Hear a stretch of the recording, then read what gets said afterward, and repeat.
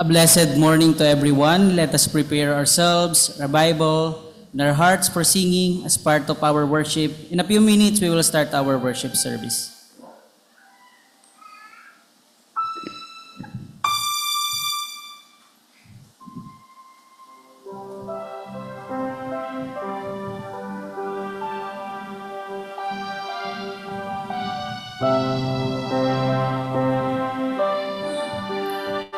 And as we begin our worship service, we invite everyone to do the individual silent prayer.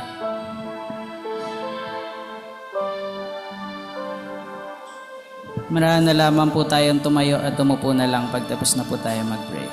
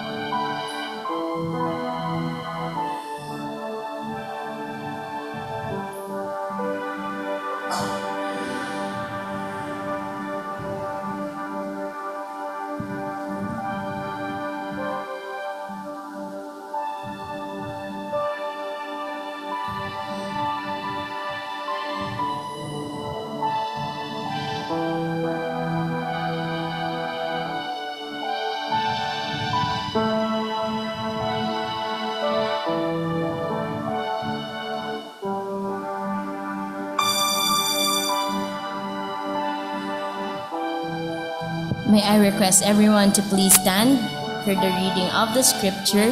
This is from the book of Psalms, chapter 51, verses 1 to 10. Have mercy upon me, O God, according to your loving kindness. According to the multitude of your tender mercies, blot out my transgressions. Wash me thoroughly from my iniquity and cleanse me from my sin. For I acknowledge my transgressions, and my sin is all.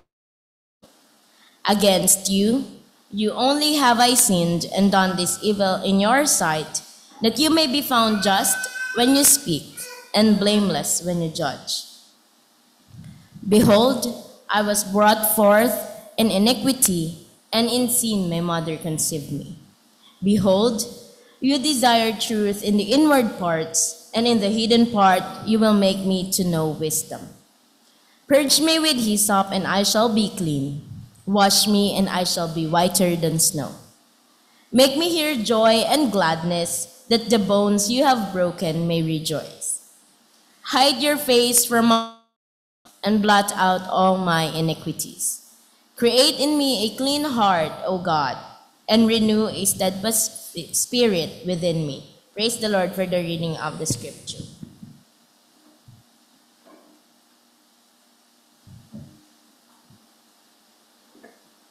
Tayo po'y manalangin. Ama ko, kami ay nagpupuri at nagpapasalamat sa kabutihan at sa iyong katapatan, Panginoon. Salamat po dahil tunay kang banal na Diyos na aming sinasamba at pinupuri, Panginoon. Nasa gitna ng kabanalan niyo, Panginoon, at inilis na kami at nilinis na, Panginoon, sa aming kasalanan, ay marami pa rin kayong pagkukulang at pagkakasalang nagagawa sa inyo. Panginoon, bilang Diyos namin na sinasamba, nandito kami bilang mga anak niyo at bilang simbahan, Panginoon, ay nagpapakumbaba at humihingi kami ng kapatawaran sa lahat ng aming pagkakasala. Dahil kayo ang Diyos na hindi nalulugot sa kasalanan. Alisin niyo po nawa ang aming mga pagkakasala sa oras na ito dahil ito ang magiging hadlang sa amin para hindi namin magawa ng tama ang aming pagsamba, ang aming paglapit sa iyong trono. Ganoon din, Lord, sa aming partake ng aming Lord's table. Panginoon, patawarin niyo kami sa mga pagkakataon, Lord, na ang aming pagmamahal sa inyo ay nagkukulang din, Panginoon. May pagkakataon na tinatawag ka namin, Panginoon, ba't ang aming Panginoon ay aming sarili pa rin, Panginoon. Patawarin niyo kami dahil may pagkakataon din, Panginoon, na iba ang aming focus sa buhay na to. Mas pinapokus namin ang aming sarili, Lord, kung paano namin papaunlarin ang aming sarili. Ba't nalilimutan namin na ang tunay na kahalaga ng buhay na ito, na kagaya ni Solomon, Panginoon, na natutunan niya, na mas pahalaga namin ang pagkatakot sa inyo at sumunod sa iyong katuusan. Panginoon, patawarin niyo kami sa pagkakataon na hindi namin sinusunod ang iyong mga kautusan. Ganoon din ang aming pagkatakot sa inyo, Panginoon. Patawarin niyo rin po kami na ang iyong banal na Espiritu ay hindi namin pinapakinggan at sinasabuhay, Panginoon, ang pamumuhay Kristiyano. Forgive us, Lord, that our life, yung magkakataon na we live a Christian life in Sunday, at sa mga linggong dumaan ay nalilimutan namin may bagong buhay na kami na dapat nilalakad. Tatawarin niyo kami sa lahat ng mga magkakasalang ito. Patawarin niyo kami dahil marami kaming pagkukulang, Panginoon. At salamat dahil sa gitna ng pagkukulang at pagkakasala, Panginoon, may pangako kayo na iniwan sa amin. Kung ang kasalanan ay nang ibabaw sa mundo to, masigit ng ibabaw ang lusok-dulang biyaya niyo, Lord, sa buhay ng iyong mga anak. Kaya salamat sa mga pangako niyo, Panginoon. Kung gaano man kalayo ang silangan at kanluran, ganoon din niyo kayang patawarin ang aming pagkakasala. Kaya ang oras na to ay pagsamba sa aming Diyos na banal na makapangyarihan sa lahat, na dapat lang sambahin sa Spirit katotohanan. Pususan niyo kami ng banal na Espiritu at kayo po ang malahati sa umagang ito. At ito lang ang aming samot dalangin sa pangalan ni Jesus na Diyos aming tagapagligtas. Amen and Amen.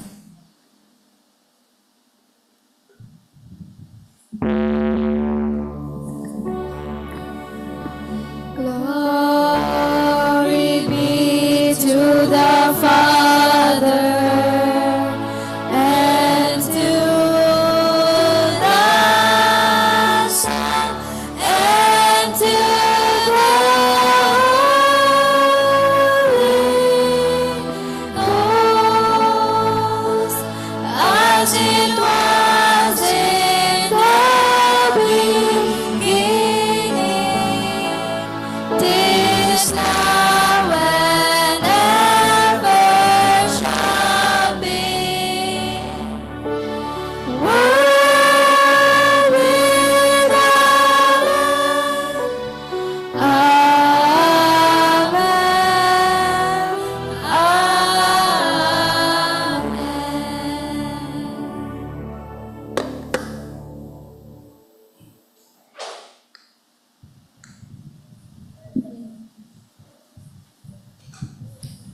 Maaari na po muna kayong maupo.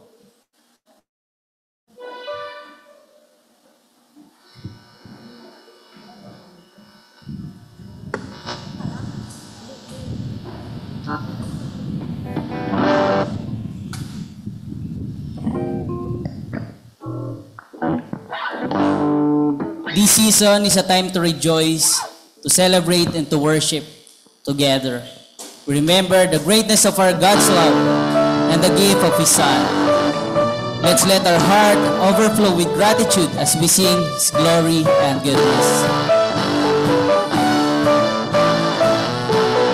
Let's sing joyful, joyful.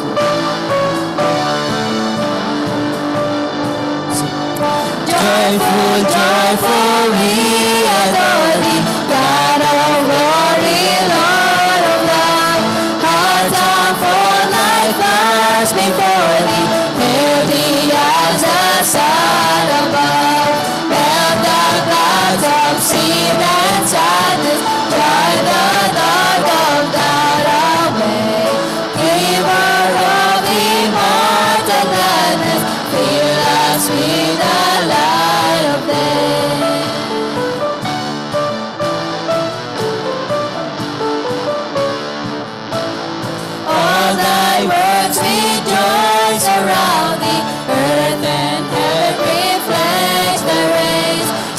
Stars and angels sing around me, center of unbroken praise. Field and forest, vale and mountain, blossoming meadow, flashing sea, chanting birds and flowing fountain, call us to rejoice in thee. Tayo po'y tumayo mga kapatid at sumama po tayo sa pag-awit sa ating Panginoon. You bring us joy, joy, joy, we adore thee. Bring us joy. You bring us joy, joy, joy, we adore thee, we adore thee. Thou art giving and forgiving, ever blessing, ever blessed, wellspring of the joy of living, ocean depth of happy rest. Thou our Father, Christ our brother, all who live in love are God. Teach us how to love each other, lift us to the joy divine. Mortals join the mighty chorus, which the morning stars began. Father, love is reigning o'er us, brother, love fights not the man. Ever singing march we onward, victors in the midst of strife. Joyful music reaches us.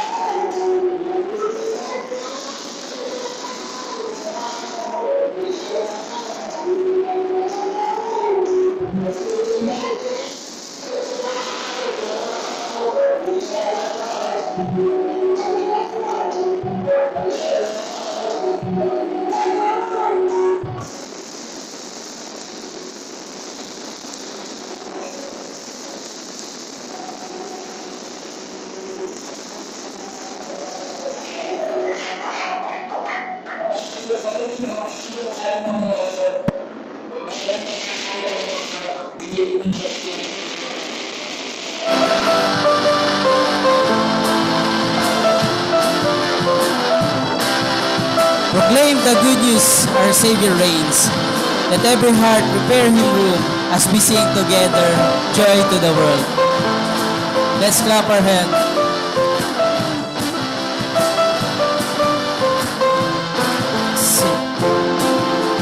Joy to the world, the Lord is come. Let earth receive her King. Let every heart prepare Him room, and heaven and nature sing, and heaven and nature sing, and heaven and nature sing. Joy to the world, the Savior reigns. Joy to the world, the Savior reigns. Let men their songs implore, walk fields and flood, rocks, hills and plain. Repeat the sounding joy, repeat the sounding joy, repeat, repeat the sounding joy.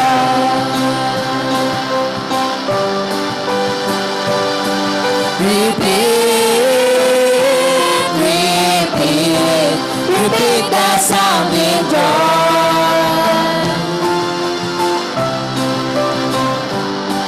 Repeat, repeat the sounds of praise and joy.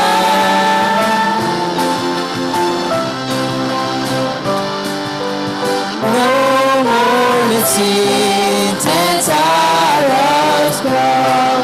The lightning fills the ground. He comes to make His blessings flow. Far as the curse is found, far as the curse is found, far as the curse is found. He rules the world.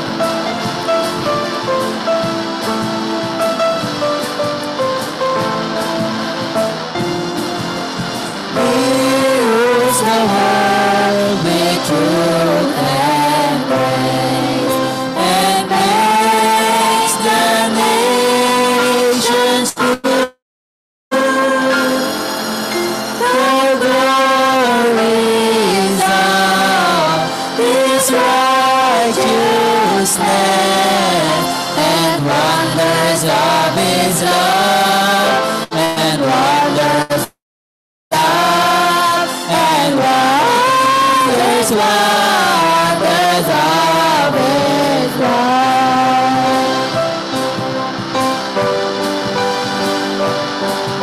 Repeat, repeat, repeat the sounding joy.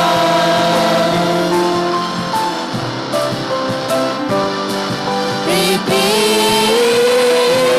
repeat the sounds of praise and joy.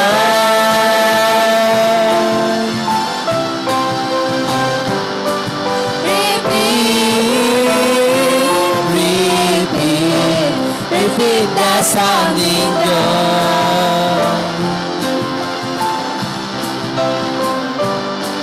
Repeat, repeat the sounds of praise and joy.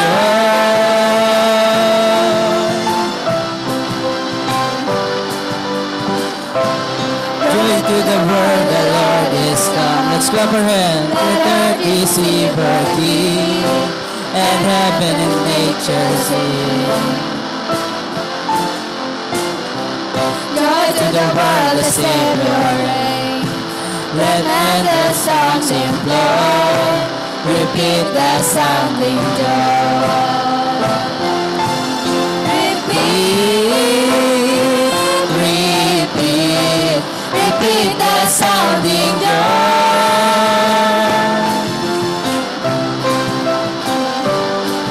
Repeat, repeat the sound of praise and joy.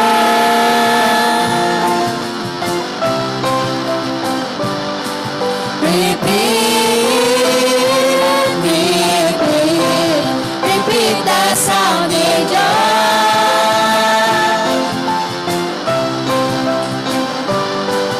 Repeat, repeat the sounds of praise and joy.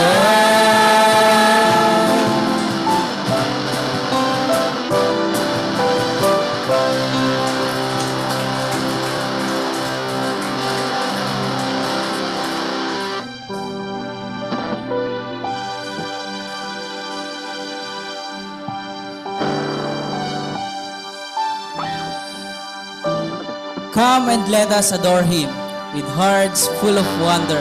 Let us worship Christ the Lord. Let's sing, O come all ye faithful.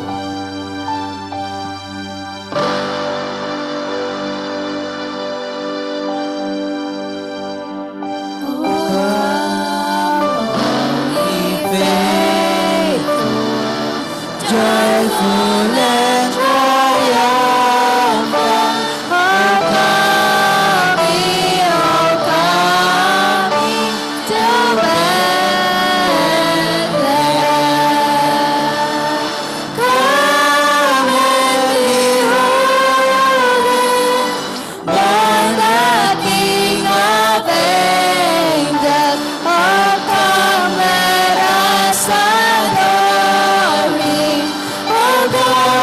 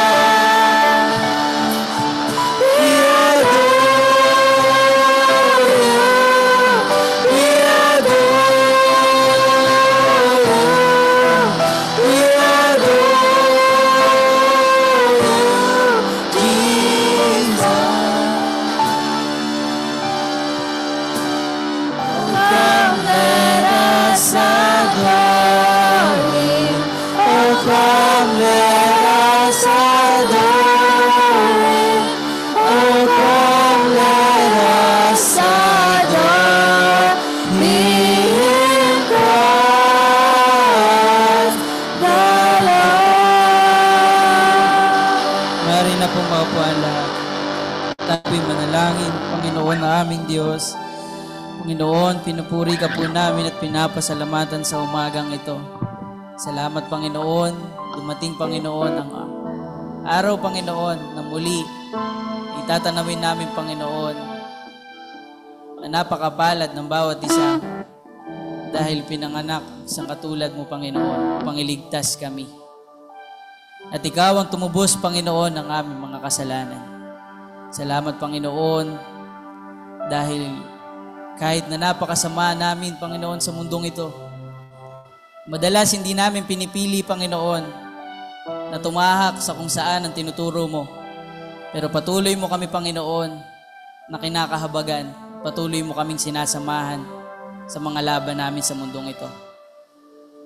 Patuloy mo po nawa kaming samahan sa umagang ito, Panginoon, at madakila ka namin, may balik sa iyo ang nararapat na papuri, Panginoon. Ito lamang po ang aming samot na lamang sa pangalan ni Kristo Jesus. Amen.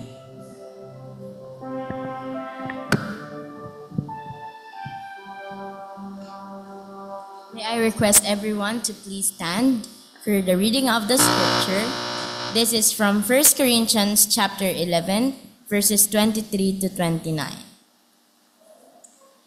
For I have received from the Lord that which I also delivered to you, that the Lord Jesus, on the same night in which he was betrayed, took bread. And when he had given thanks, he broke it and said, "Take, eat. This is my body which is broken for you. Do this in remembrance of me." In the same manner, he also took the cup after supper, saying, "This cup is the new covenant in my blood. This do as often as you drink it in remembrance of me. For as often as you eat this bread and drink this cup, you proclaim the Lord's death till he comes. Therefore, whoever eats this bread or drinks this cup of the Lord in an unworthy manner will be guilty of the body and the blood of the Lord. But let a man examine himself, and so let him eat of that bread and drink of the cup. For he who eats and drinks in an unworthy manner eats and drinks judgment to himself, not discerning the Lord's body." Praise the Lord for the reading of the scripture. You may now take your seats.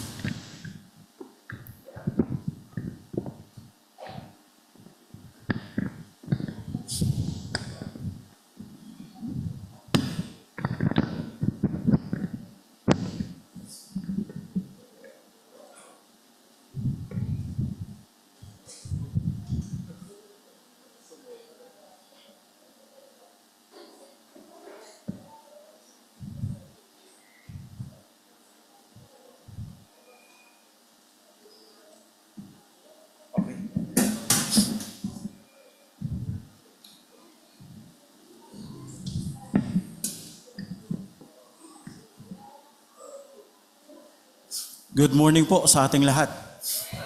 As we continue our worship this morning, tayo po muna ay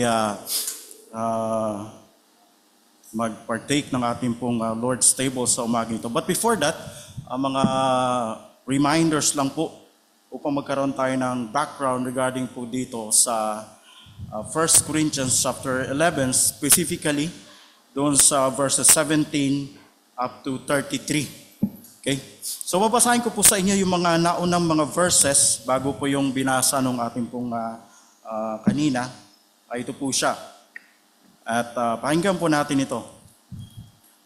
Sabi po dito in verse 17, chapter 11, ng 1 Corinthians verse 17. "In the following directives, I have no praise for you, for your meeting do more harm than good. In the first place, I hear that when you come together as a church, there are divisions among you, and to some extent, I believe it.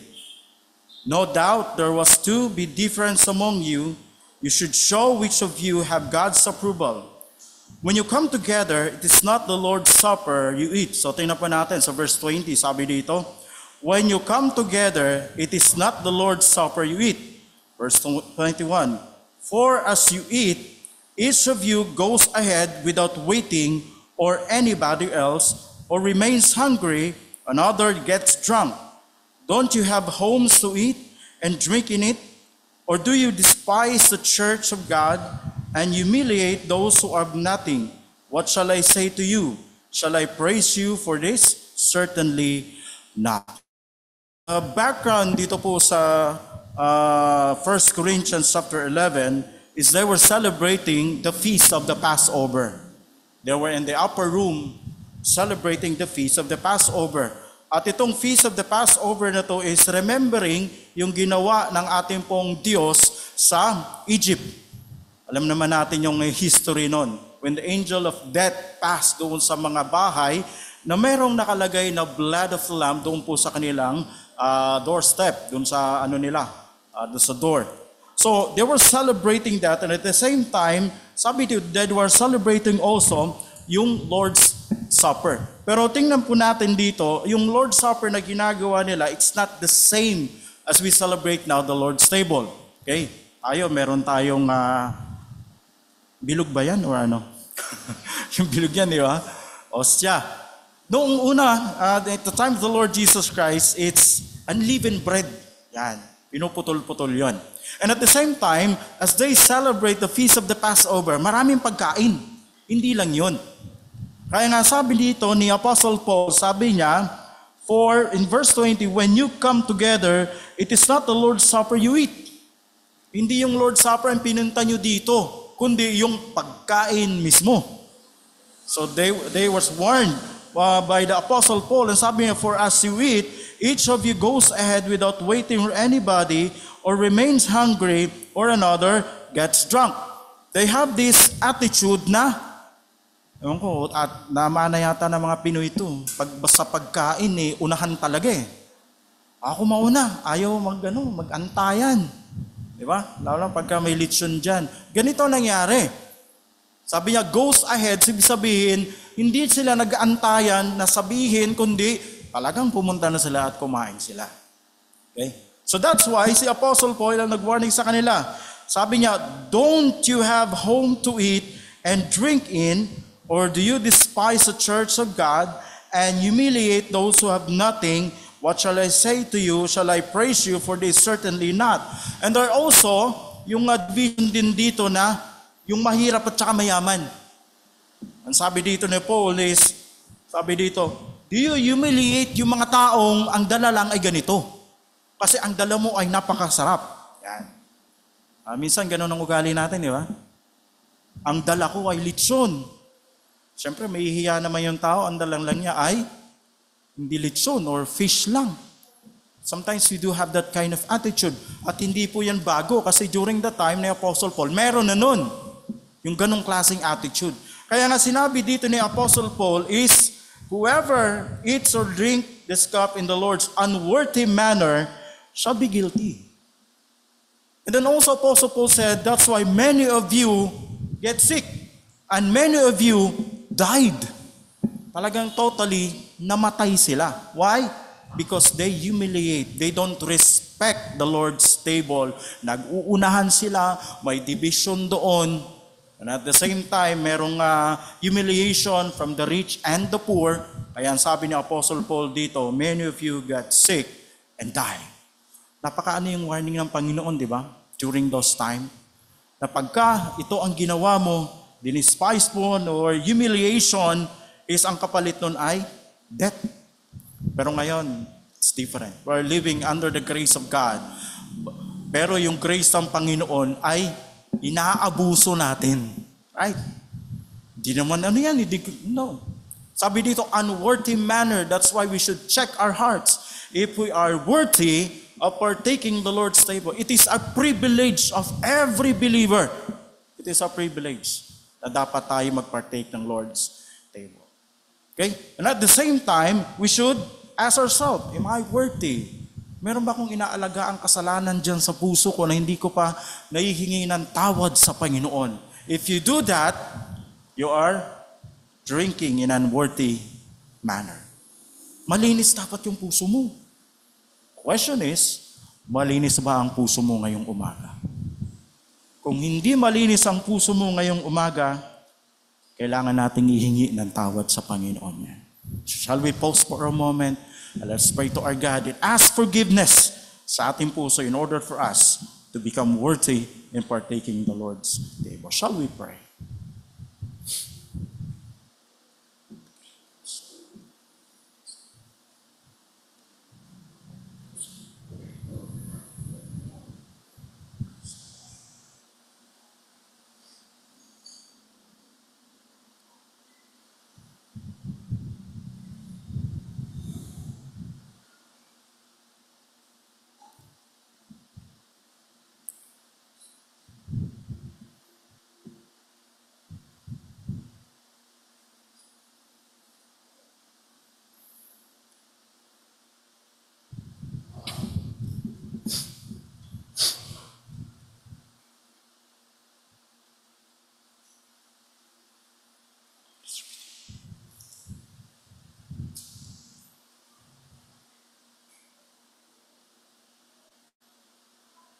Let us ask Deacon Ira to distribute the elements.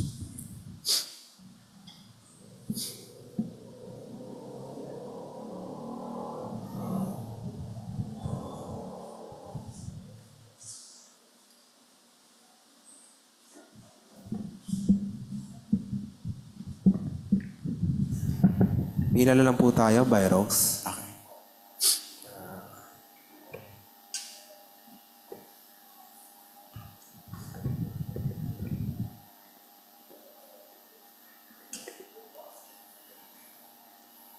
Also, reminder din po, this is a open communion po. Okay lang po mag-partake po. Kung kayo po ay bautismado sa ibang simbahan, we have the same faith, okay lang po mag-partake ng Lord's You are table. encouraged to partake, to join us in celebrating the Lord's table. Basta you have been baptized, hindi ka nilubog, hindi ka winisikan, kundi ikaw ay nilubog. And then you're a member of a church, a Bible-believing church. You are free and join us as we celebrating the Lord's table this morning.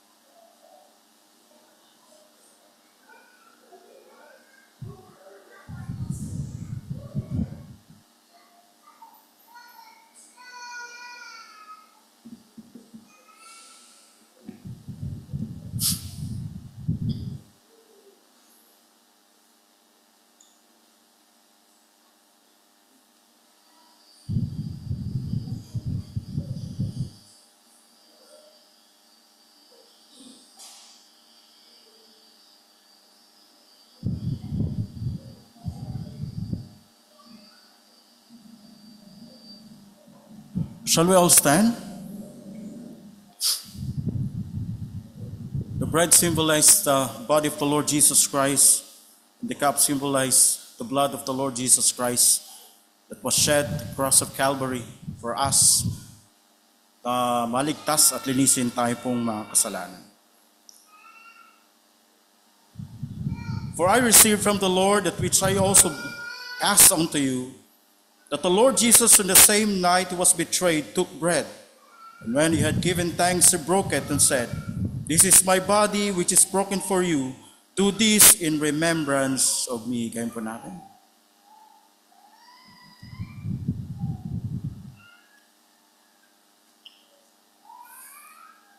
In the same manner, after supper, he took the cup, saying, "This cup is the new covenant in my blood. Do this whenever you drink it in remembrance of me." Kain po natin.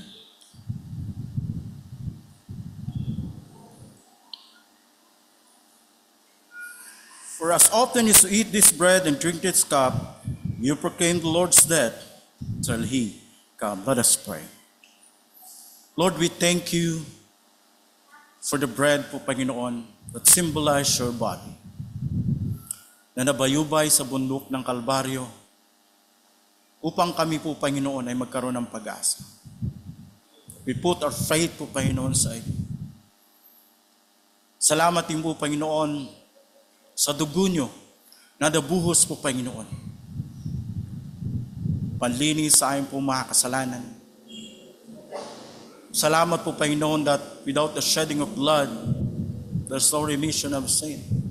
But of course, your death plays a vital part po, Panginoon, in order for us na magkaroon ng pag-asa in putting our faith and believing in you po, Panginoon. And it was also the resurrection po, Panginoon, na nagbigay sa amin ng pag-asa.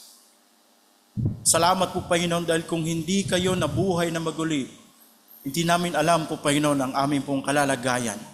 Pero kayo, O Diyos, ang makapangyarihan na nabuhay kayo pagdating na ikatlong araw upang kami bigyan ng pag-asa at maging katotohanan ng iyong pong banal na salita po, Panginoon. Tulungan niyo po, Panginoon, kami na ang aming pong pananampalataya ay lalong mag-increase po, Panginoon, sa araw-araw at sa susunod na taon, that we should desire that our faith will increase and will become more stronger po, Panginoon. Salamat, O Diyos, sa reminder po, Panginoon, na hindi lang ngayon dapat naming alalahanin ito, kundi araw-araw that we should remember what you have done po, Panginoon, sa bundok ng Kalbaryo. Upang kayo maging aware po, Panginoon, sa kamangamanghang ginawa niyo po, Panginoon. Ang lahat ng papuri, O Diyos, at pasasalamat ay akin pong ibinabalik sa iyong pong banal na harapan. Ito po ang aking dalangin sa pangalan ni Jesus. Amen at Amen.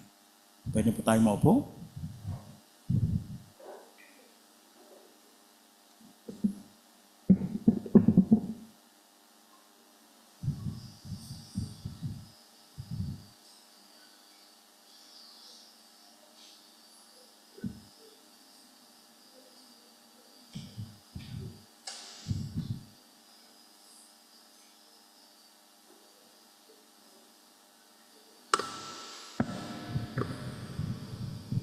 May I request everyone to please stand for the reading of the scripture.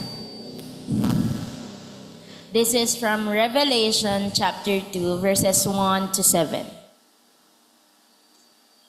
Verse 1, to the angel of the church of Ephesus write, "This thing says he who holds the 7 stars in his right hand, who walks in the midst of the 7 golden lampstands. I know your works, your labor, your patience, and that you cannot bear those who are evil. And you have tested those who say they are apostles and are not, and have found them liars. And you have persevered and have patience, and have labored for my name's sake, and have not become weary. Nevertheless, I have this against you, that you have left your first love. Remember, therefore, from where you have fallen, repent and do the first works, or else I will come to you quickly and remove your lampstand from its place, unless you repent. But this you have, that you hate the deeds of the Nicolaitans, which I also hate. He who has an ear, let him hear what the Spirit says to the churches. To him who overcomes, I will give to eat from the tree of life, which is in the midst of the paradise of God." Praise the Lord for the reading of the scripture. You may now take your seats.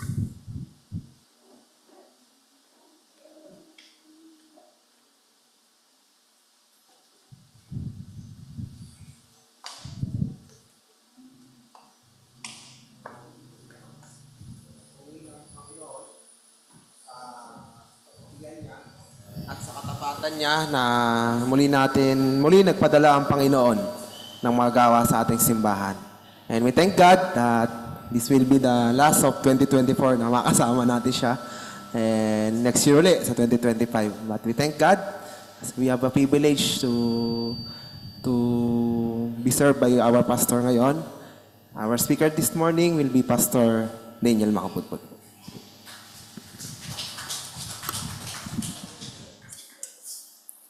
Good morning po ulit sa ating lahat.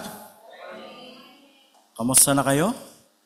Kamusta ang inyo pong preparation for this holiday?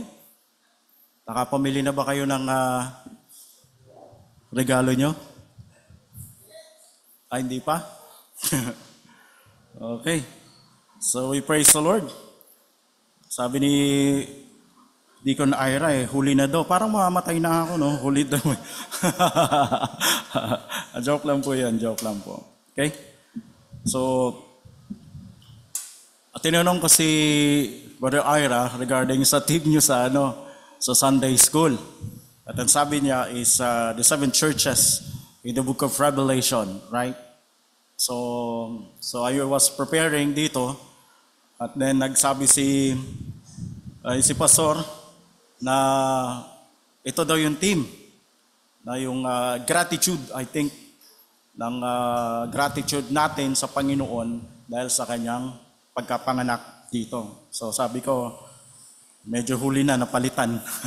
But we praise the Lord. Sabi ko, we are trying to put that in a small context regarding sa the birth of the Lord Jesus Christ. Okay? So hindi naman tayo ma-out of context. Baka makidlatan tayo dito pag na-out of context tayo. Okay? So before we start our preaching this morning, let us pray. Panginoon, salamat po sa kabutihan niyo po, Panginoon, sa amin.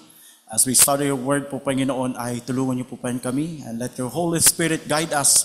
And at the same time, teach us po, Panginoon, na mga katotohanan, linsulod sa iyong po salita po, Panginoon. Pagpalain niyo po, Diyos, ang iyong pong pag-aaral niyo po salita. Paking dalangin sa pangalan ni Jesus. Amen. Okay? So, of course, we all know what's the theme dito po sa Revelation chapter 2 verses 1 to 7. We have heard so many preaching about this. We have heard sa mga sa mga preaching about the 7 churches, about the coming of the Lord Jesus Christ. Hindi maiaalis ito. The 7 churches na makikita natin, mababasa natin sa book of Revelation. Siguro masasabi nyo na, ayun na naman ang preaching. Pero sabi nga, the word of God ay sabi, they are new every morning. They are new. Every morning, as we study the Word of God, there are new insights, new blessings na makikita natin dito. Okay? So, sa ating pong buhay bilang isang mananampalataya, sino po dito ang asawa nyo na siya ang first love nyo? Sino po may mga asawa dito? Parang walang nagtaas As puro single. Hanap natin ng first love yan. Okay? Sa may mga asawa, yung napangasawa nyo ba ngayon ay first love nyo pa ba yon? First love nyo po yon? Ha? Hindi. Ayaw nyo umamin wala. Okay? Yung first love ko, yung kinuwento ko before sa inyo, na sinundan ko siya sa BBSI, pagdating sa BBSI, nireject ako. dalawang page ng papel yun. At pagdating sa dulo, sabi niya, nireject ako. Sabi ko, pumasok pa ako dito sa Bible school. I-reject din naman ako. That was my first love. Yan. It hurts because that is your first love. Okay? Much more that it hurts sa puso na ating Panginoong Hesukristo if we left Him. Because He is our first love. It hurts sa Panginoon Jesucristo na tayo bilang isang Kristiyano, hindi tayo, yung pag-ibig natin sa Diyos ay merong hadlang. Merong hadlang. Every December, we heard the message about the birth of the Lord Jesus Christ. Normal yun. That every December nakakarinig tayo about pinanganak siya. Of course, there's nothing wrong with that because it is a vital sa buhay natin bilang sa mananampalataya, yung kanyang pagkapanganak. Kasi kung hindi siya pinanganak, kahit paano tayo? Kasi he was born to die. Yun yung doon. He was born to die on the cross to save us. Para magkaroon ng kaligtasan. So kung titingnan natin, very vital yun. Pero every December, naririnig natin yun. And sometimes we concentrate on the birth of the Lord Jesus Christ. But how about our love doon sa ipinanganak? Kamusta naman? Yung pag-ibig natin doon sa Panginoon Kristo na ipinanganak. Ngayong 2024, ngayong taong ito, kamusta ang pag-ibig mo kay Jesus Christ? Nag-increase ba? O nag-decrease? Kamusta ang pag-ibig mo sa Kanya? Naging mabuti ka bang tagasunod ng ating Panginoon Kristo? O hindi?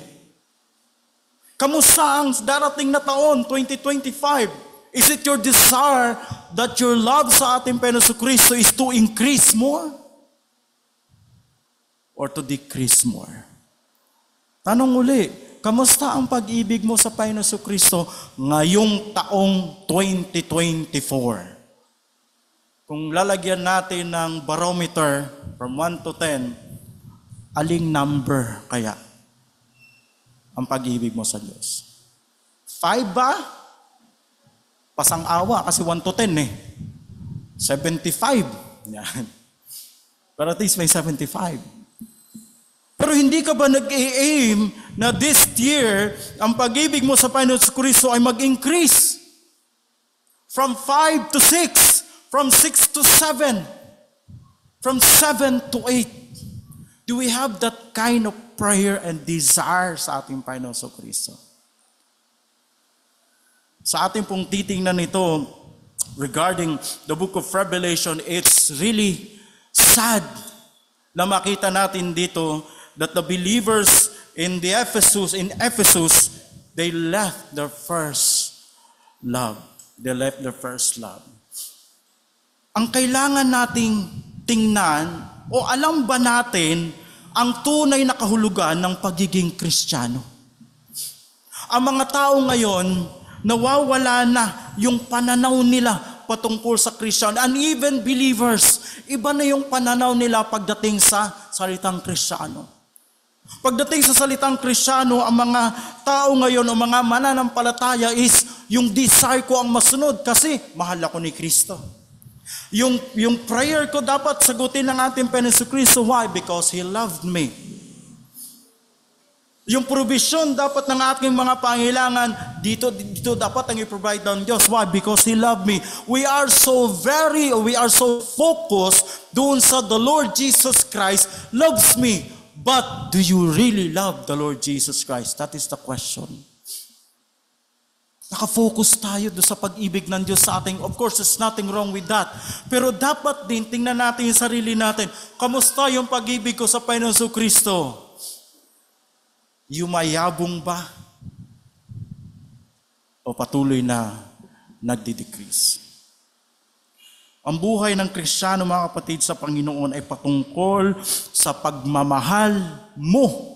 Pagmamahal natin sa ating Diyos, sa ating Panginoon Kristo, hindi yung pagmamahal ni Kristo sa ating. Given na yun. Kaya nga siya pinanganak, kaya nga siya namatay sa bundok ng Calvary. Why? Because He loved us.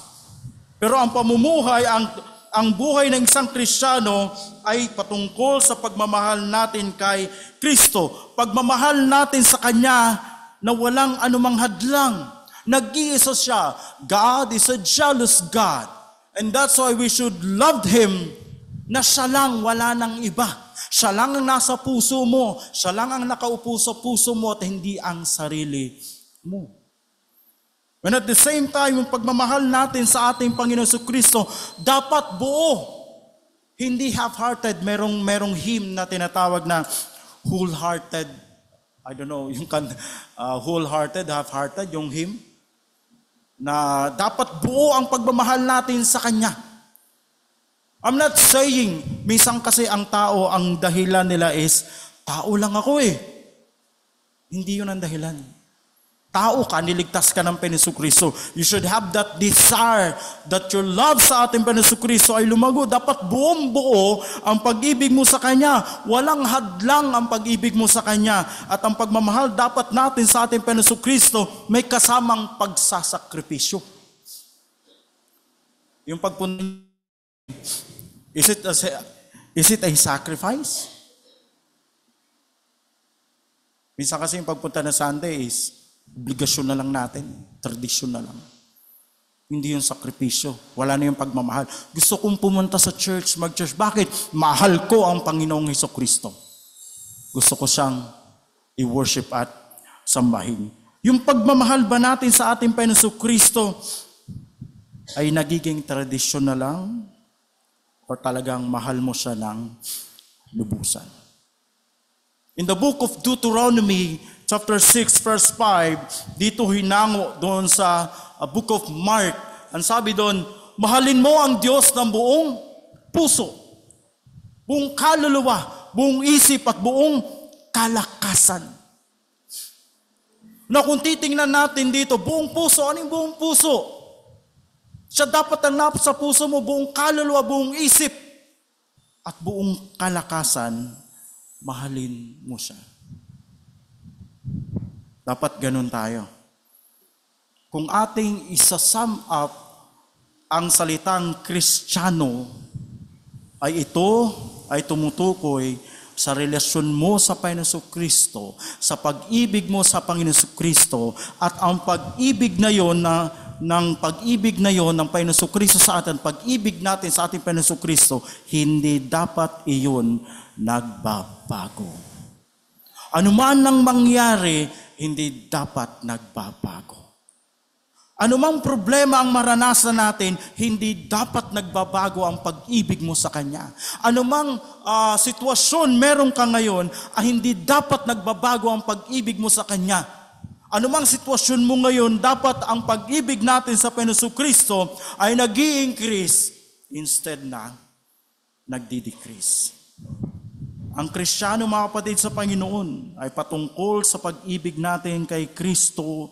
Kung gaano mo siya kakilala, there was a song na na-remember ko yung, I want to know you more. That his desire, Apostle Paul's desire is to know more the Lord Jesus Christ. Why? Because he loves Him. Dapat ganun din ang attitude natin kung gaano mo siya kakilala. That we should increase our knowledge patungkol sa ating Panginoon Kristo. Why? Because you loved Him. At hindi lang po yung kundi, gusto mo siyang dakilain sa buhay mo. Gusto mo siyang pasayahin. Gusto mong bigyan ng kaluwalhatian ng Diyos sa pamamagitan ng buhay mo. Sa sa Bible study po namin, na yung lesson na yun ay kinuha ko rin sa BBSI. It was taught by yung teacher nila sa expository preaching na taga Palawan siya. And then yung doon is yung purpose, why God created us. God created us for one purpose. That is to glorify Him. Yun lang yung purpose natin. Wala na ibang purpose kung bakit tayo tinawag ng Diyos. So ang layunin mo at layunin ko kung bakit tayo nandito sa mundo and why God created us with one purpose, and that is to glorify Him. Why? Because you loved Him. The question is, yung buhay ba natin ay nakaka-glorify sa Panginoon? Yung ginagawa po natin ay nakaka-glorify ba sa Panginoon? Whether for you to whatsoever you do, do all to the glory of God. Why? Because you love God. You have been called with one purpose and to glorify Him. Why? Because you love Him. Yung sinasabi mo ba, ginagawa mo ba? Yung nasa isip mo ba, nasa puso mo ba, ay nakaka-glorify ba yan sa Panginoon? Ano ba ang purpose mo, mga kapatid, sa Panginoon? So pag ang tinanong o ang totoong katanungan sa mga tao pag pinag-uusapan ng espiritualidad, ang totoong tanong ay ano? Gaano mo kamahal si Kristo? gaano mo siya kamahal. Minsan ang mga Kristiyano nagpapataasan concerning sa kanilang spiritual life.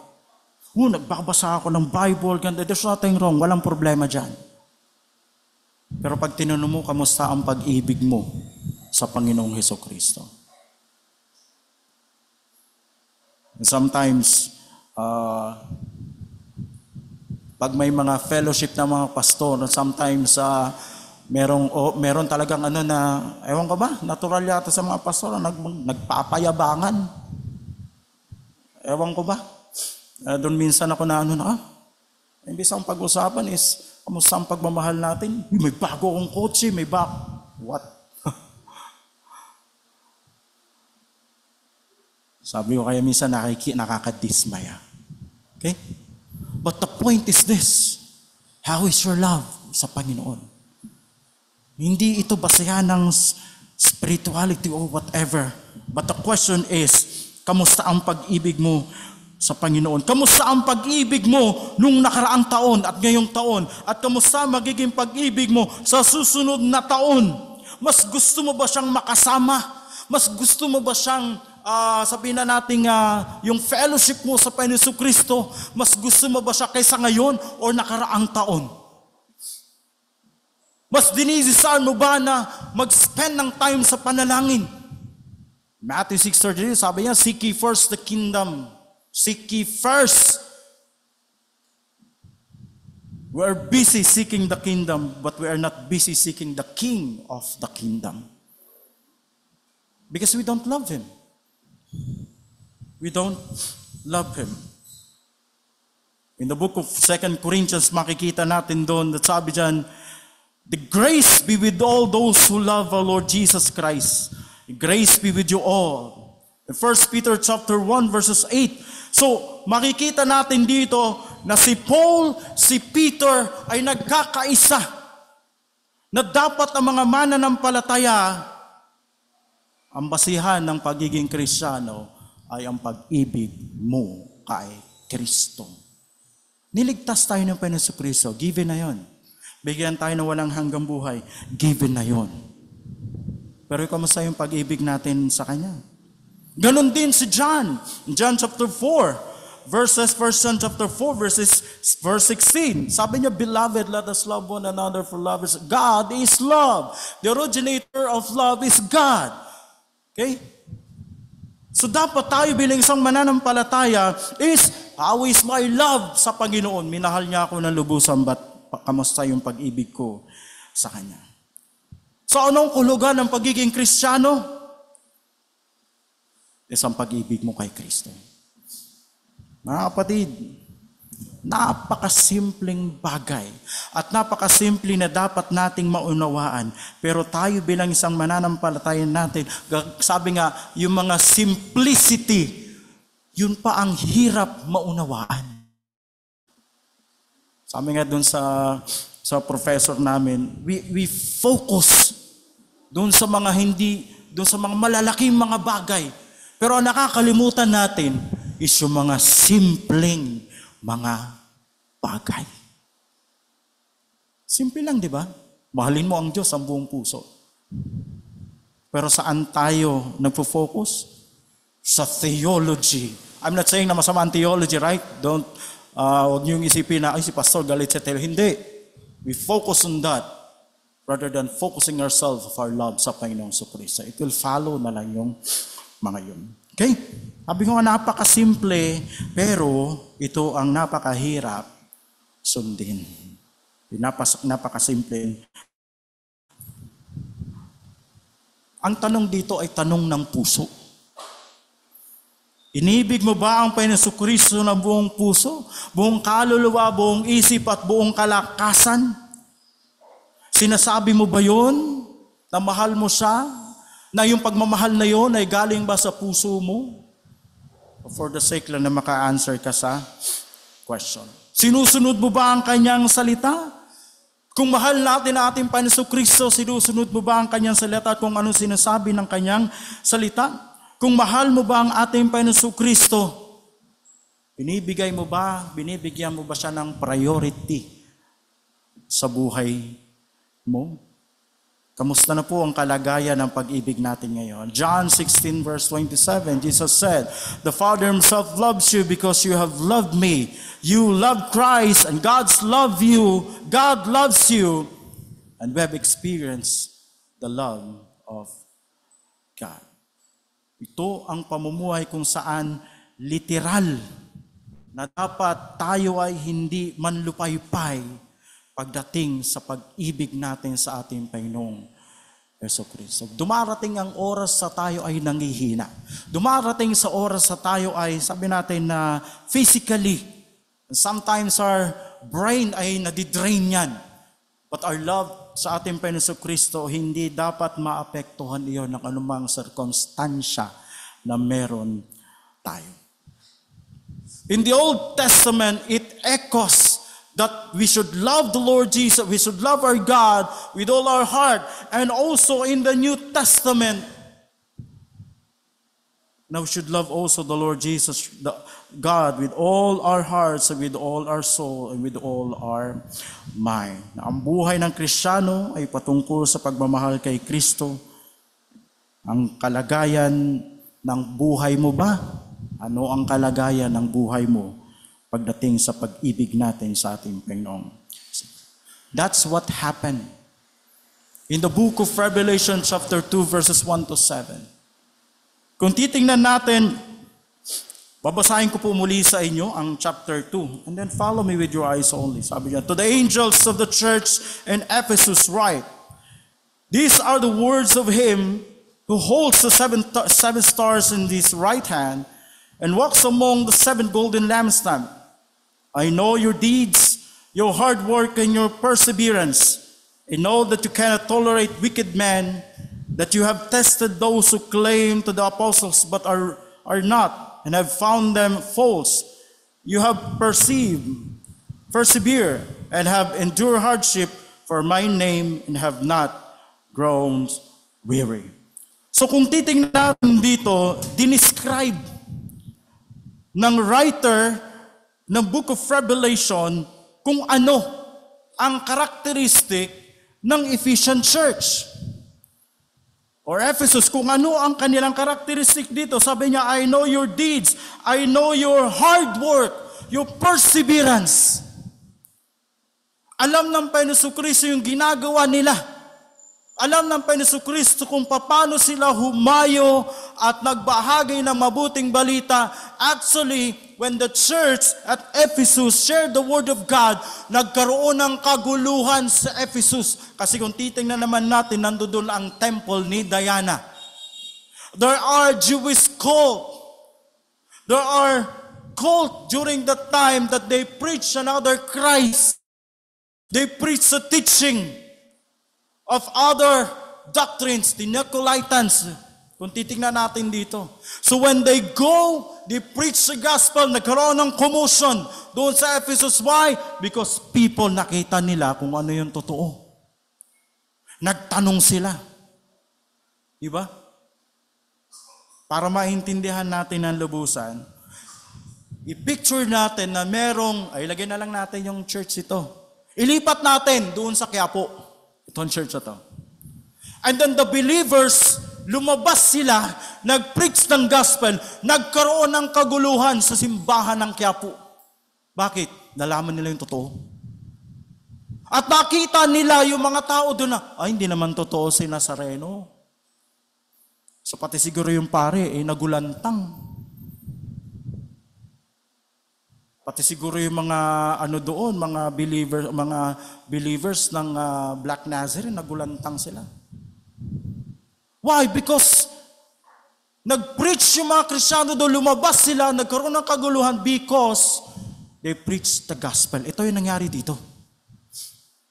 Na nagkagulo dahil yung mga mananampalataya in Ephesus, they went out and they preached the gospel. Kaya ang sabi ito na, I know your deeds. I know your perseverance, that in the midst of hardship, you persevere. May kaguluhan na ang mga Kristiyano ay tinutuligsa. Pa si Apostle Paul, tinutuligsa lang yung mga Kristiyano. Yung hindi pa siya nakakilala sa Panginoon, yung hindi pa niya na-encounter ang ating Panginoon Kristo. He persecuted. And even yung si Stephen, binato nila, din si Saul, nakatayo dyan. So ang mga mananampalataya during this time, ay sila ay pinapersecute. At ang sabi dito, I know your perseverance. It means, I know what you are encountering. I know your hardship. I know everything about you because God, His knowledge is infinite.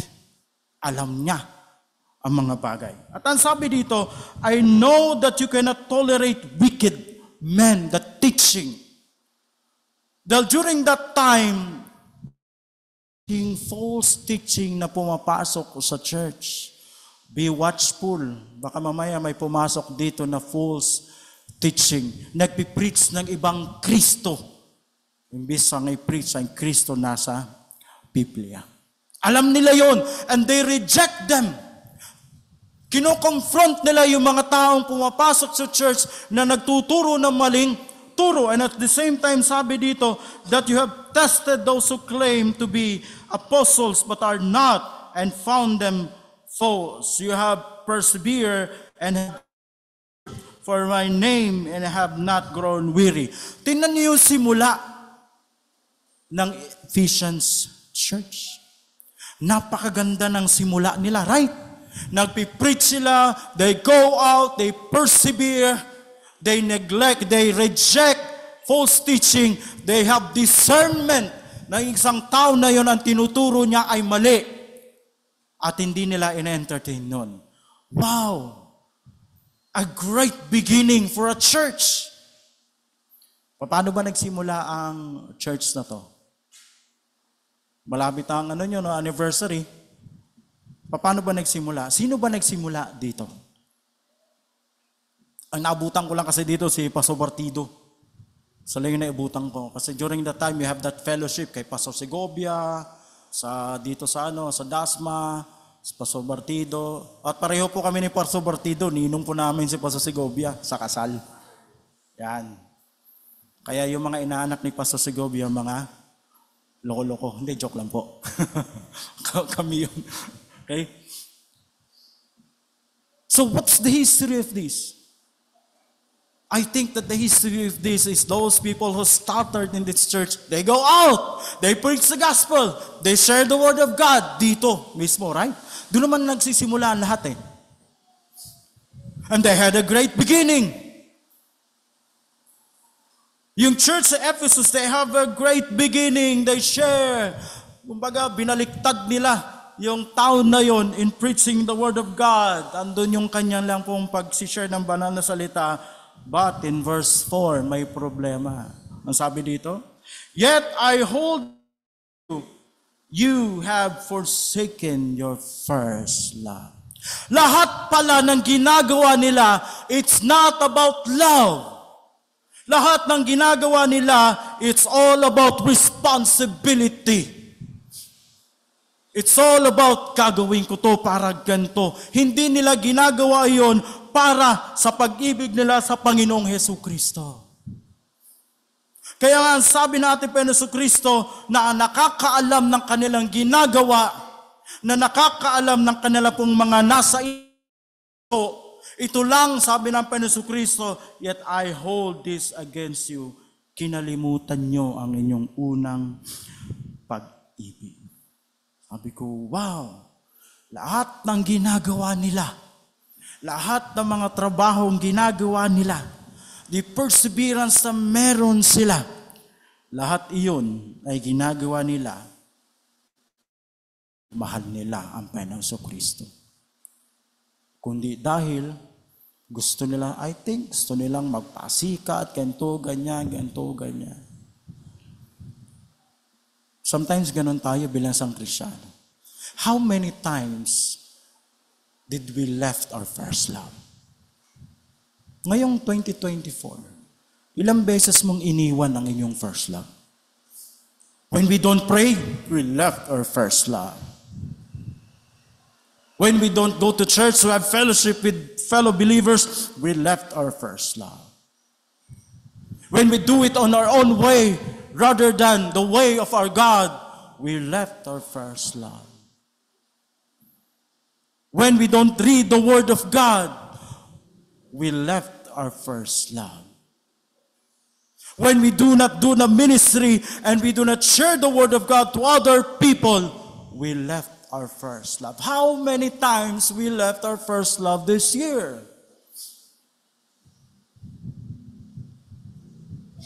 Meron ka bang desire na balikan yung first love na yun? Na dapat, siya dapat ang nasa puso natin.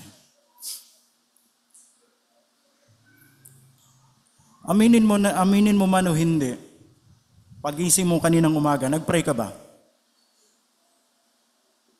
Nakatungo lahat parang hindi nag-pray. Nag-pray ka ba kaninang umaga and thanking God? Pag hindi mo ginawa yun, you left your first love. Bakit? Wala yung priority mo, hindi yung pag-ibig mo sa Diyos. Priority mo is magising ka, ganito ganyan, makapaghanda ng ganito, makapunta sa church. Pero iniwan mo yung first love mo doon. Balikan mo yun. Balikan mo yun.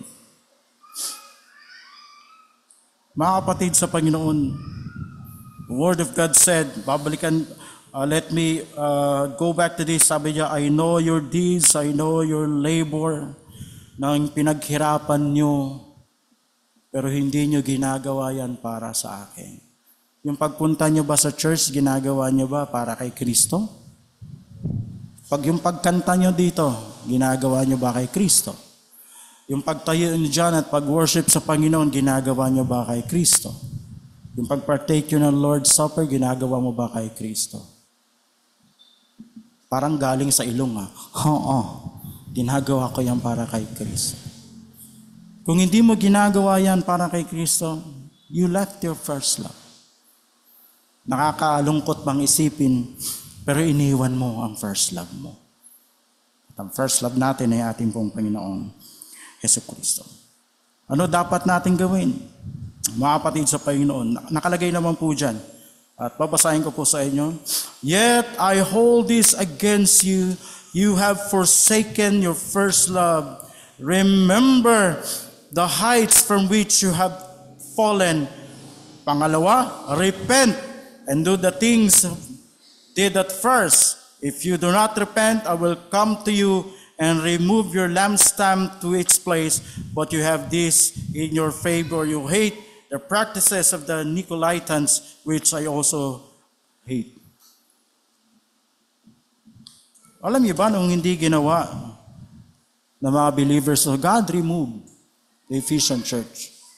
And up to now, hindi na nag-i-exist yun.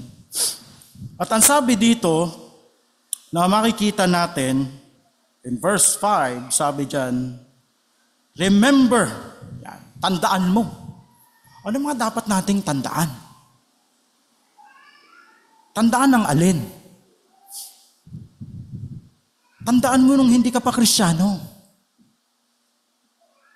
Alalahanin mo yung buhay mo before you encounter the Lord Jesus Christ. Alalahanin mo yun. Alalahanin mo kung gaano ka kadesperado dahil sa sitwasyon mo na makasalanan ka. Alalahanin mo yung pakiramdam ng pagsamba sa mga idols. Doon sa pinupuntahan ko every Tuesday, Wednesday, Thursday, doon sa hotel na naka-assign ako doon as their corporate chaplain. Ang daming doon, mostly na mga bina-Bible studyhan namin ay mga Catholics. At mahirap pasagin yung kanilang tradisyon unless makita nila yung totoo sa banal na kasulatan. And that's what we are trying. With the help of God and the Holy Spirit, that someday, sila ay maliwanagan. That's only the Lord Jesus Christ can see. Mahirap pasagin. Pero alalahanin mo yun. Kaya nga sabi dito is, remember the heights from which you have fallen. Nung hindi ka pa Kristiyano, alalahanin mo yun. Alalahanin mo ang mga nangyari. Alalahanin mo nung may nagbalita sa iyo, nag-share sa iyo ng gospel at sumabog iyon sa buhay mo and you receive the gifts of salvation through the Lord Jesus Christ. Remember that kung gaano ka kainit sa pagmamahal mo kay Kristo. Ito yung nakakalungkot, di ba? Nung nakilala mo ang Panginoon Kristo bilang Diyos sa tagapagligtas, you receive the gift of salvation through our Lord Jesus Christ and putting your faith and believing in Him. Ang init mo, right? Para ka may lagnat. Pastor, labas tayo, labas tayo, labas tayo. Pastor, fellowship tayo. Punta tayo dito sa mag-distribute tayo ng tracts. Ano nangyari? Sumunod yung mga buwan. Inaaya ka na ng pastor na mag-distribute ng, Pastor, busy ako. Pastor, may labahin ako. Pagtapos ng worship sa Sunday, meron kayong mag-tract distribution. Pastor, di pa ako nagsasaing. Pastor, may lakad ako. Parang yung isang kakwentuhan kong sabi niya, yung isang member ng church, binless siya ng Panginoon. Ang tinda niya is takoyaki. Alam mo yung takoyaki? Sarap nun. Yan.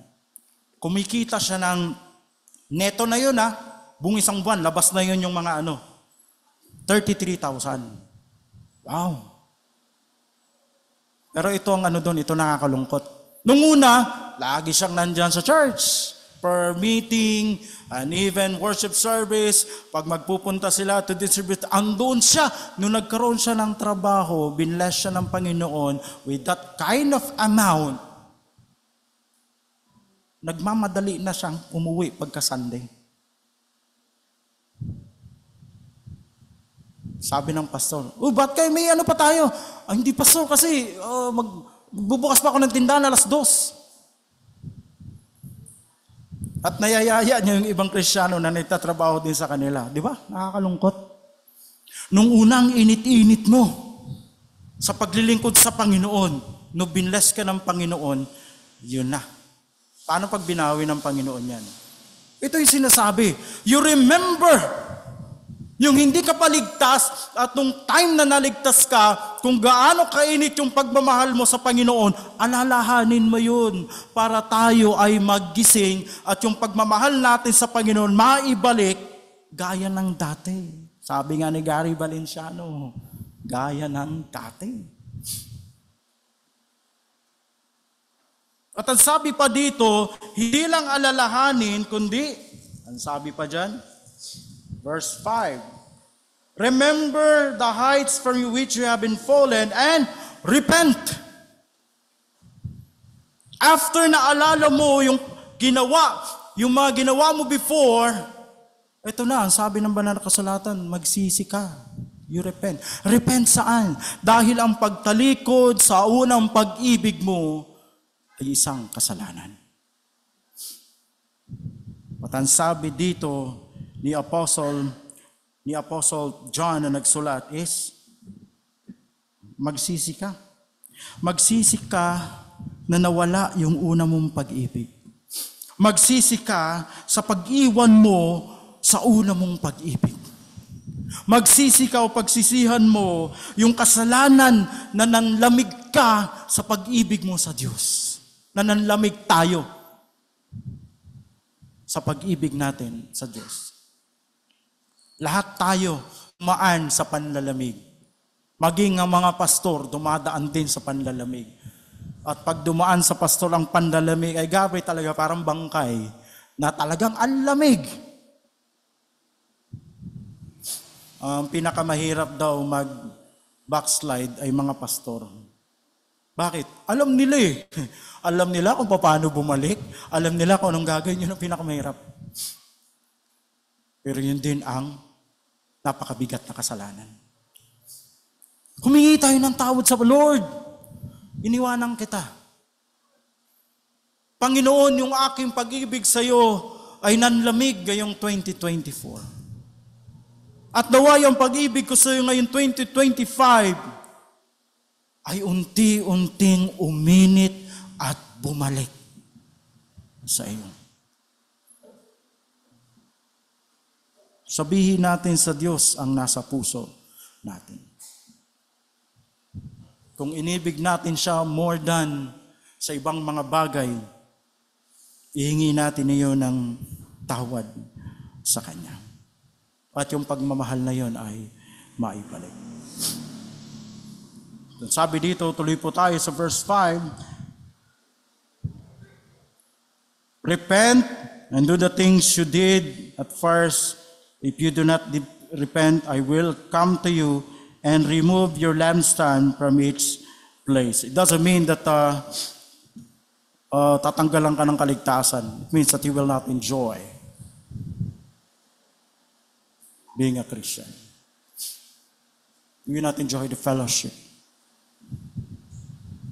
Nasabi dito ang pangatlo, hindi lang alalahanin mo, hindi lang humingi ka ng tawad, kundi ulitin mo yung mga ginagawa mo. Bumalik ka, bumalik tayo.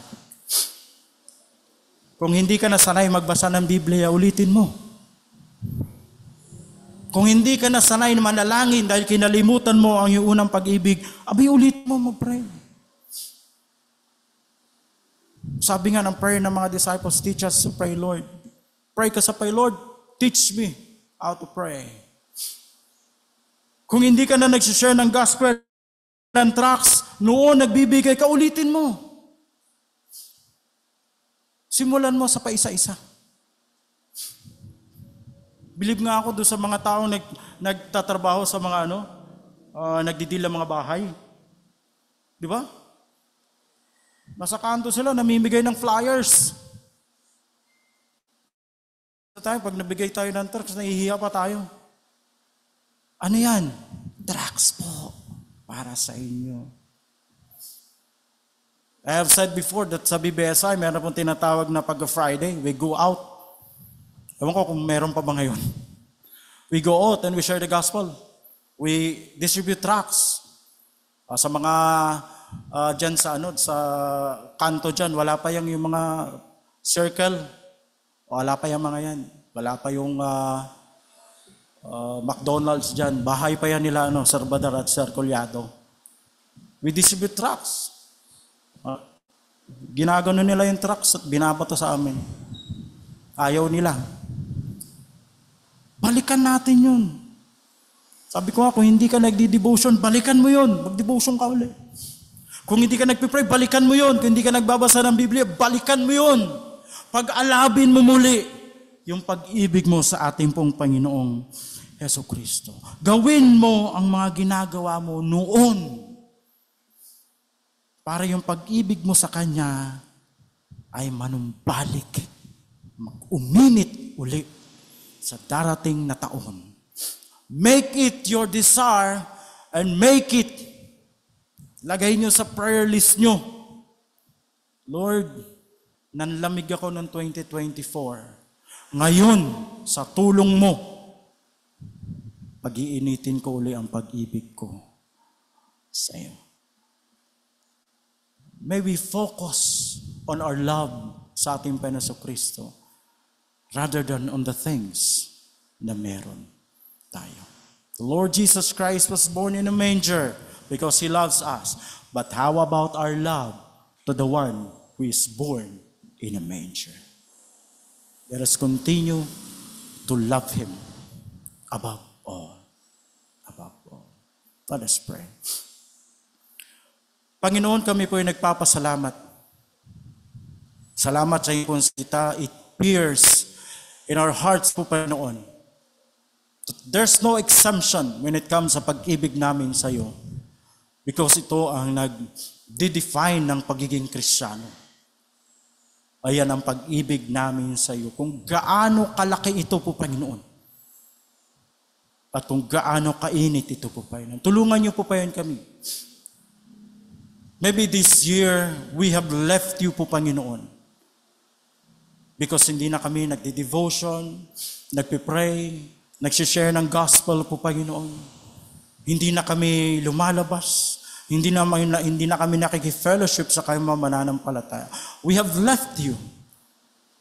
We put more effort on the things, temporal things, rather than eternal things po, Panginoon. Sometimes we are so focused in our word that we forgot kung sino ang nagbigay noon. Isuklian namin ang pag-ibig namin po, Panginoon, sa inyo. May it be our prayer this coming year. May it be, nailagay namin sa aming pong prayer list po, Panginoon. We should restore our love po, Panginoon, sa inyo. Salamat o Diyos sa marami. Pagpalain niyo po ang bawat isa. Ito po ang aking dalangin sa pangalan ni Jesus. Amen at amen. Magandang umaga po at pagpalain tayo ng Panginoon.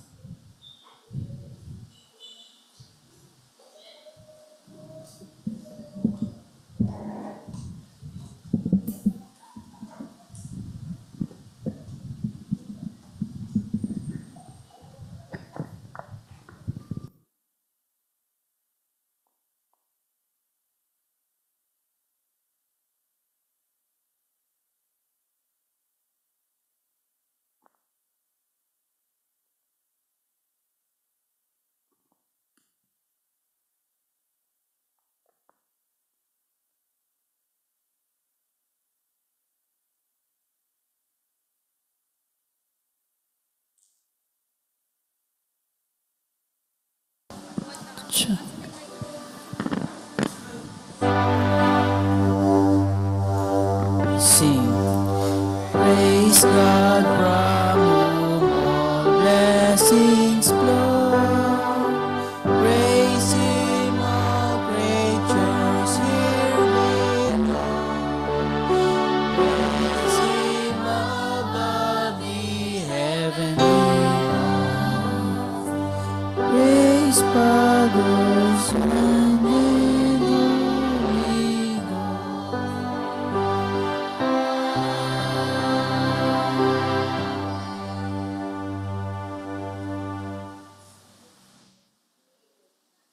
May I request everyone to please remain standing for the reading of the scripture. From the book of 2 Corinthians, chapter 9, verses 6 to 8. But this I say, he which soweth sparingly shall also reap sparingly, and he which soweth bountifully shall reap also bountifully.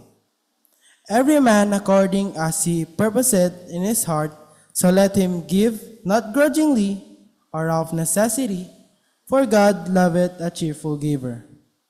And God is able to make all grace abound toward you, that ye, always having all sufficiency in all things, may abound to every good work. Praise God for the reading of the scripture. You may now all please be seated.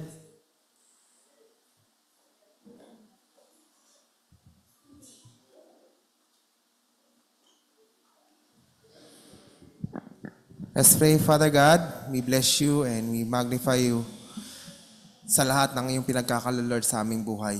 Salamat na hindi kayo nagkukulang at ibinigay niyo lahat ng aming mga pangailangan. Ang aming mga hanap buhay na iyong pinagpapala. Kami ay nagpupuri sa inyo at nagpapasalamat sa iyong katapatan. Kaya sa oras na to, bilang pagsamba namin at pagpuri sa inyo, makita niyo po kami sumasamba sa inyo na may kagalakan, puspos ng iba na spirito at nagtatapat, Lord, na binabalik ang aming mga ikapo, aming mga handog, at ganoon din, Panginoon, aming mga pinangakong mission faith promises, Panginoon. At ang bawat salapi na may ipon dito ay patuloy yung gagamitin dito sa ikalalawig pa, Lord, na iyong gawain sa lupang ito. Ito lang aming samot dalangin sa pangalan ni Jesus. Amen. So, Awitin po natin ang ating last song.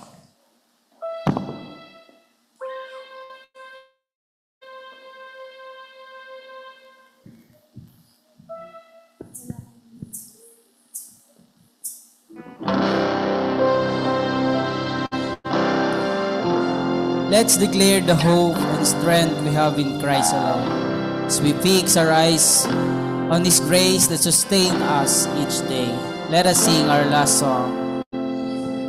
Yet not I, but through Christ in me.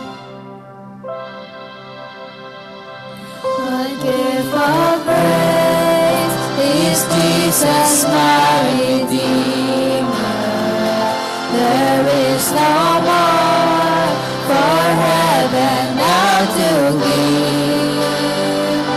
He is my joy, my righteousness and freedom, my steadfast love, my deep and boundless peace. To this I hope, my hope is only Jesus. For my life is only bound to Him. Oh, how strange and divine! I think all is mine, yet not I, but through Christ in me.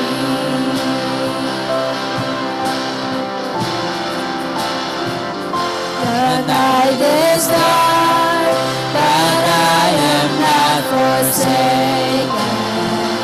For by my side, the Savior, He will stand. I labor on in weakness and rejoicing, for in my need His power is displayed. To this I hope, To this I hope, my shepherd will defend me. Through the deepest valley He will lead.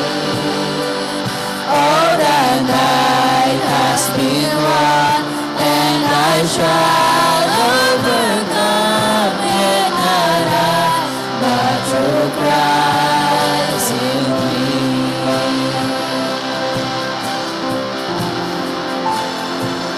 No fate I dread, I know I am forgiven.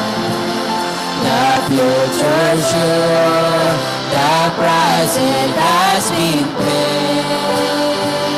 For Jesus bled and suffered for my pardon, and He was raised to overthrow the grave. to this I hope, sing. To this I hope, my sin has been defeated. Jesus now, whenever is my plea. Oh, the chains are released, I can sing, I am free, yet not I, but through Christ in me.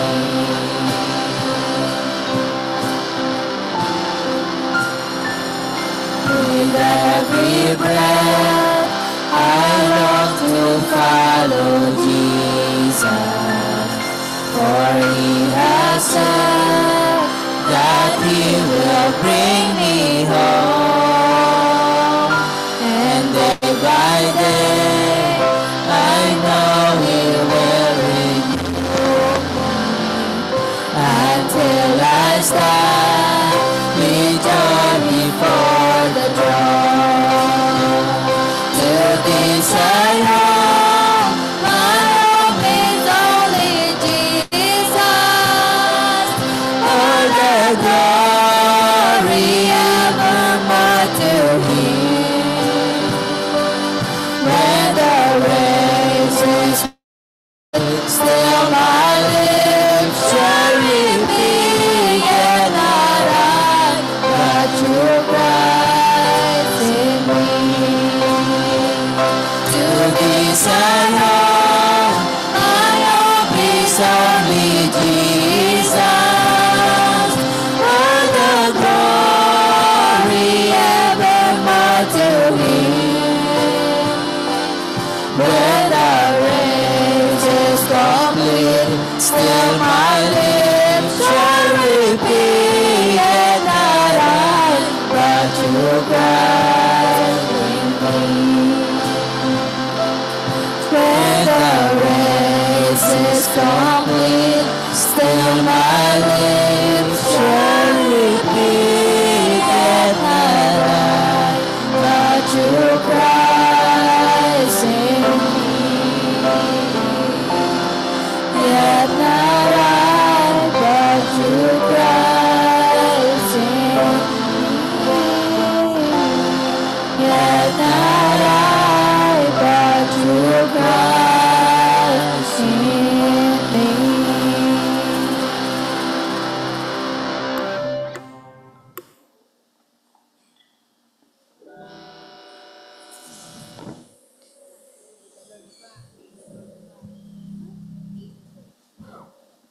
Let's pray. Father God, we are glad and thanking you, Lord, na ang lahat ng aming dalahin, ang lahat ng aming mga paninalangin sa inyo ay pinalitan nyo ng kapayapaan sa puso at kagalakan, Panginoon. Nasa tamang oras nyo ay makakatanggap kami ng biyaya at kahabagan sa lahat ng aming mga hinihiling. Kaya salamat na ang huling linggo na taon na kami ay mag-pray our prayer Sunday, Lord. Nagpapasalamat kami. Napanalangin namin ang mga misyon, ang aming nasyon, at ganoon din ang aming simbahan, Panginoon. Na salamat, Panginoon, na dala-dala namin ang iyong mga pangako na tapat kayo, nagagawa at kikilos sa inyong mga anak, Panginoon. Ganoon din, Panginoon, sa aming pagsamantalang paghiwalay, patuloy kayong maggabay at magbigay ng kalakasan sa bawat isa sa pagharap namin muli sa buhay na ito. Panginoon, patuloy na makita niyo ang bawat isa na muli ay nagtatapat. Patuloy na pinag-iinit ang pagmamahal sa inyo at patuloy na maging liwanag, Panginoon, kung saan niyo kami nilalagay, Panginoon. At maraming salamat po, Panginoon, at ibalik niyo muli kami sa aming susunod na gawain, karon din mamaya, Panginoon, sa gawain ng mga kabataan, Panginoon. At ito laming samot dalangin. And now to Him is able to keep you from stumbling and to present you flawless before the presence of glory with exceeding joy, to God our Savior, who alone is wise, be glory and majesty, dominion and power, both now and forever. Amen and amen.